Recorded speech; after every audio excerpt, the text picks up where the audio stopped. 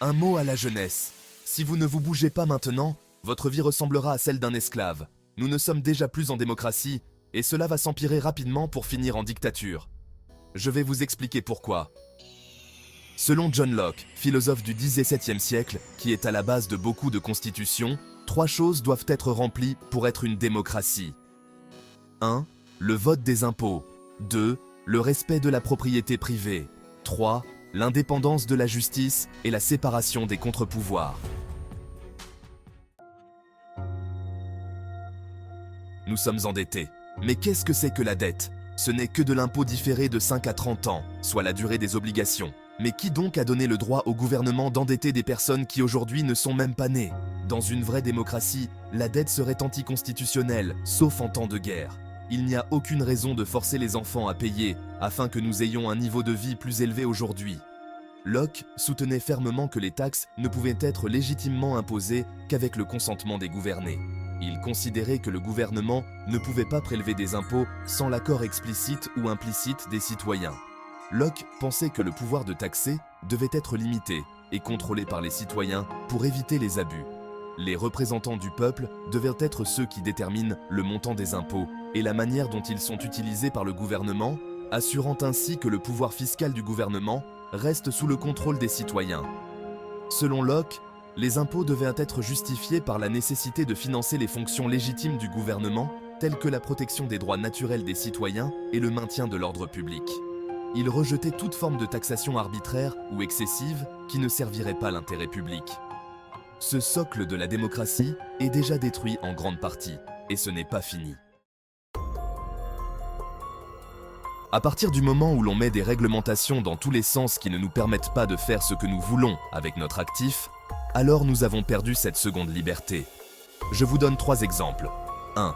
Les catégories énergétiques empêchent déjà aujourd'hui quelqu'un de vendre son bien immobilier si sa propriété ne figure pas dans les classes énergétiques autorisées.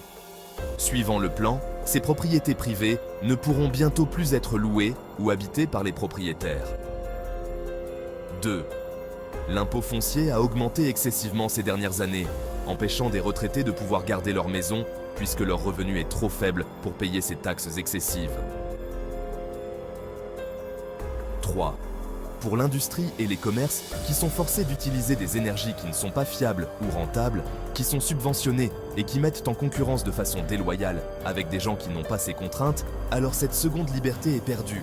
L'économie, ce n'est rien d'autre que de l'énergie transformée.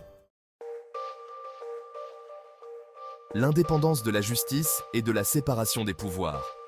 Le 3e socle, c'est la séparation des pouvoirs, c'est-à-dire qu'on va arrêter un État abusif par le droit, ce qui suppose l'indépendance de la justice. Or, la justice est soit non indépendante, soit couchée. Donc, nous avons là aussi perdu notre liberté d'être jugés en indépendance. Concernant l'État, Locke recommandait le jugement par des jurés, c'est-à-dire des citoyens qui sont tirés au sort. Or, ce n'est pas le cas en France. Cette séparation des pouvoirs n'existe pas en France. Je vous donne un exemple. Le président a le droit de nommer tous les membres du Conseil constitutionnel.